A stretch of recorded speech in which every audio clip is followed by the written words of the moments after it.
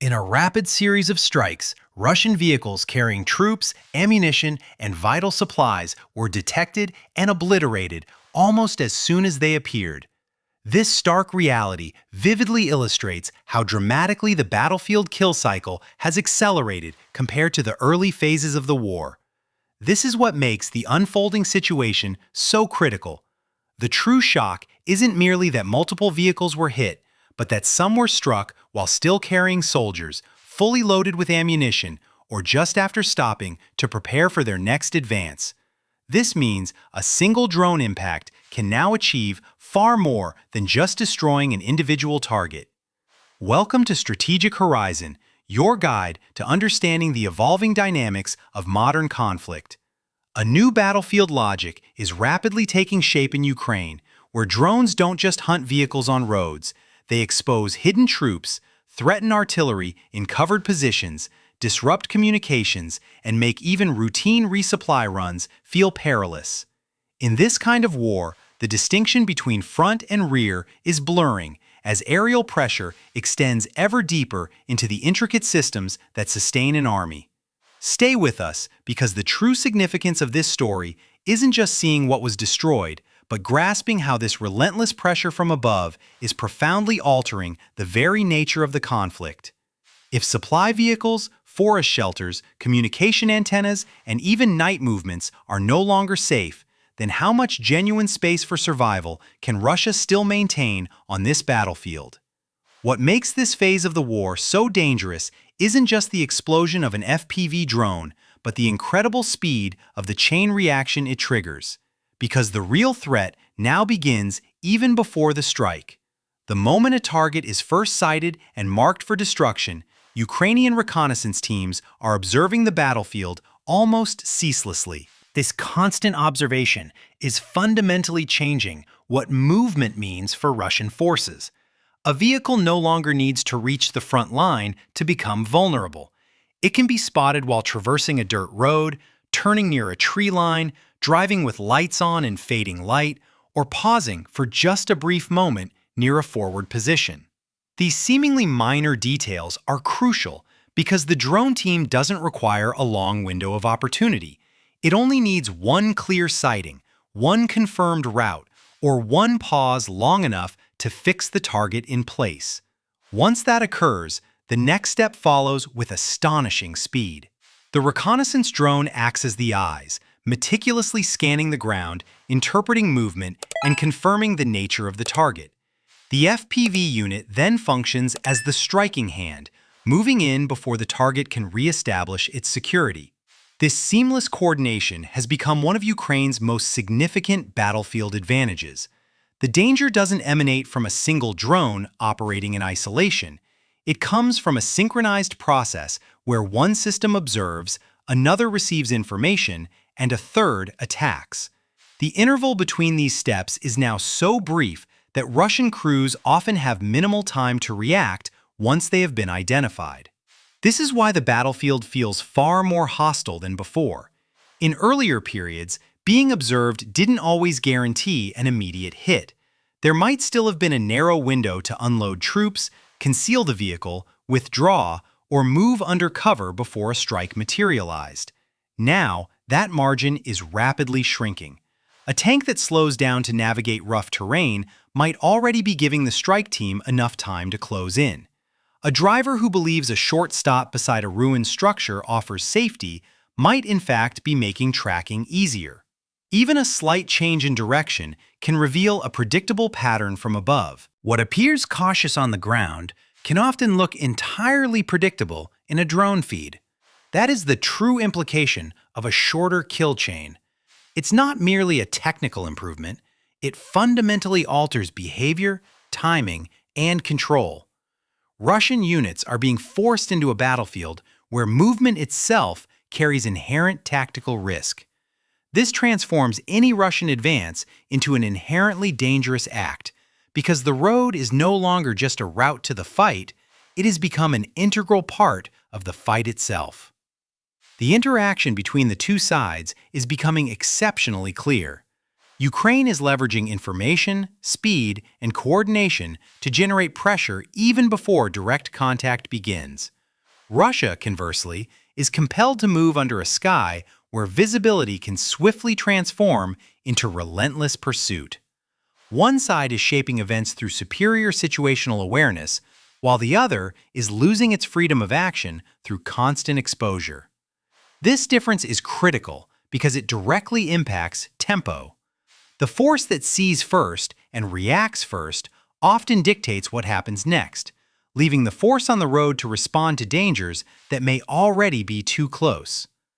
The deeper problem is that once this pattern repeats frequently enough, every road begins to feel observed, every halt feels perilous, and every delay starts to incur a cost far beyond the loss of a single vehicle.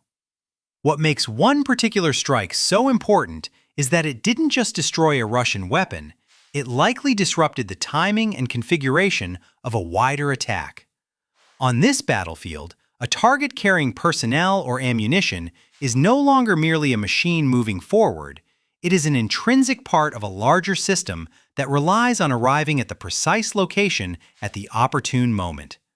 This is why the sighting of the TOS-1A Solntsepiok mattered so profoundly.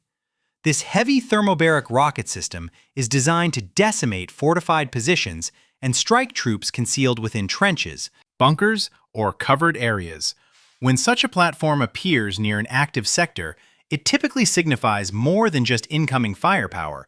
It indicates preparation for a more aggressive push, as weapons of this kind are intended to soften resistance before other forces move in. The instant it was spotted, while still loaded and preparing to operate, the target already held more significance than its steel frame alone. When the drone struck, the outcome was not simply one vehicle burning on camera.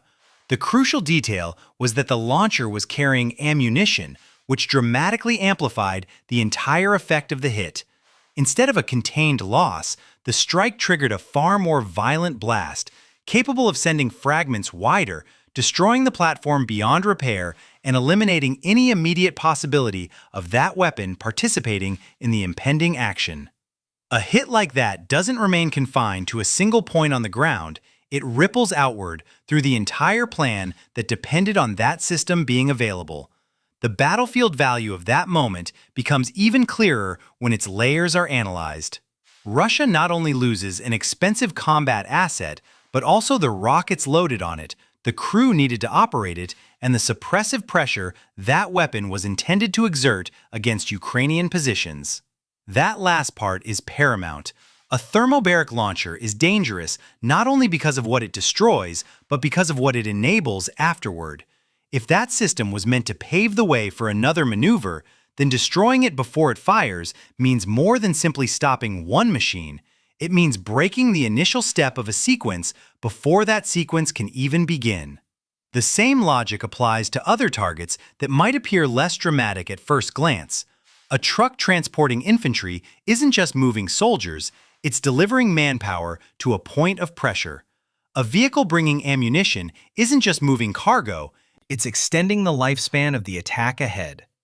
A supply carrier that has just arrived near the front isn't merely parked, it's an essential component of the effort to maintain a contested position.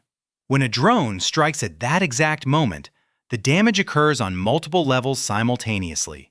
Personnel can be lost, equipment can be incinerated, supplies can vanish, and the attack those resources were meant to support can slow down or fail before it fully commences. This is where the fundamental logic of the battlefield begins to transform. A low-cost drone is no longer valuable solely because it can destroy something expensive.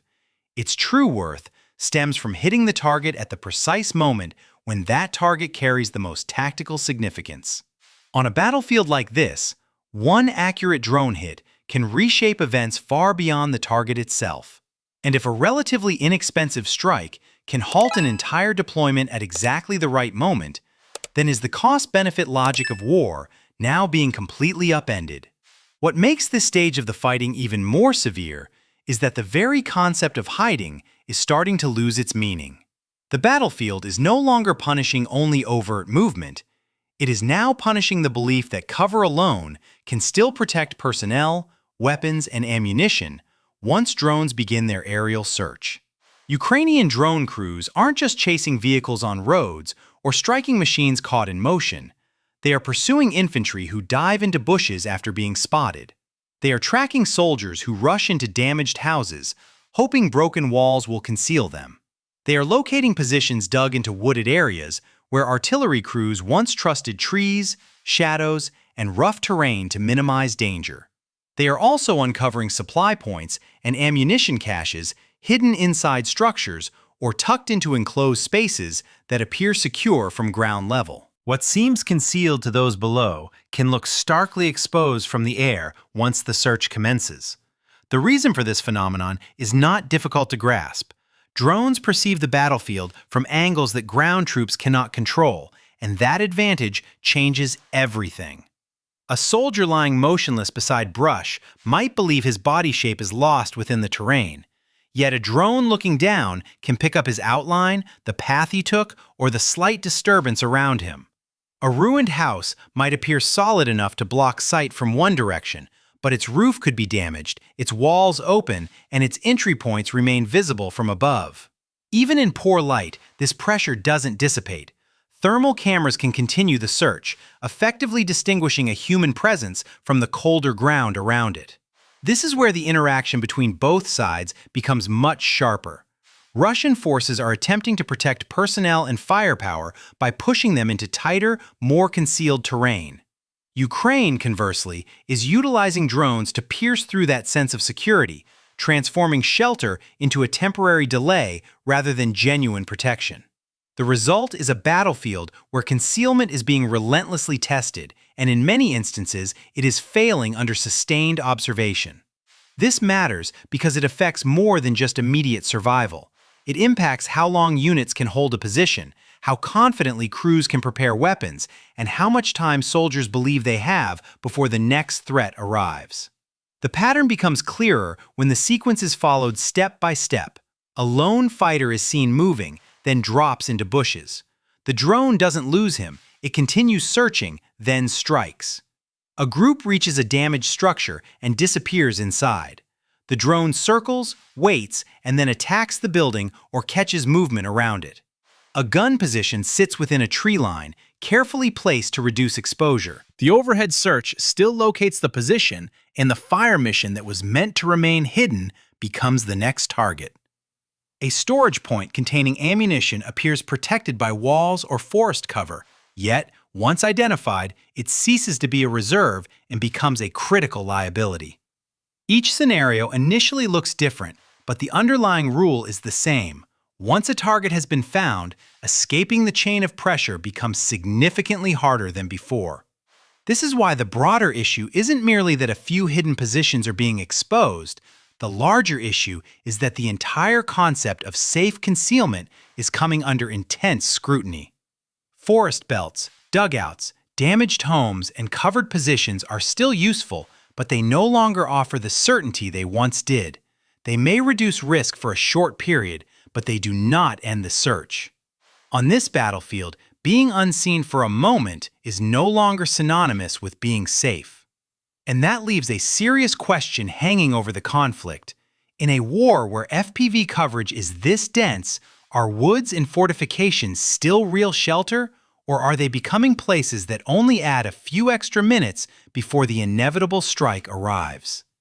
What matters most in this phase is that destroying a single vehicle is no longer the primary objective, because breaking the enemy's ability to see, communicate, and respond can create a far deeper impact across the battlefield. Devices like communication antennas may appear less harmful compared to armored vehicles or artillery pieces, yet they play a critical role in keeping units connected. Through them, commands are relayed, warnings are shared, and drones are guided toward targets. When such a node is active, it functions as a central point that links observation, decision, and action into a cohesive flow. Once located, it becomes more than just a piece of equipment. It becomes a gateway to the entire local network. When a drone strike hits one of these antennas, the effect propagates far beyond the immediate damage. The physical destruction of the device is only the initial layer. The deeper consequence is the sudden loss of coordination in that area. Units that relied on that connection may struggle to receive updates. Drone operators may lose control or experience delays. Fire support may become slower or less accurate because the flow of information is disrupted. In that moment, the battlefield doesn't simply lose a tool, it loses clarity, and without clarity, reaction becomes uncertain. This establishes a clear dynamic between both sides.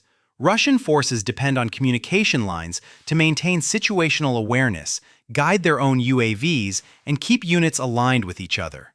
Ukraine, in contrast, is focusing on identifying and striking these connection points to weaken that vital structure.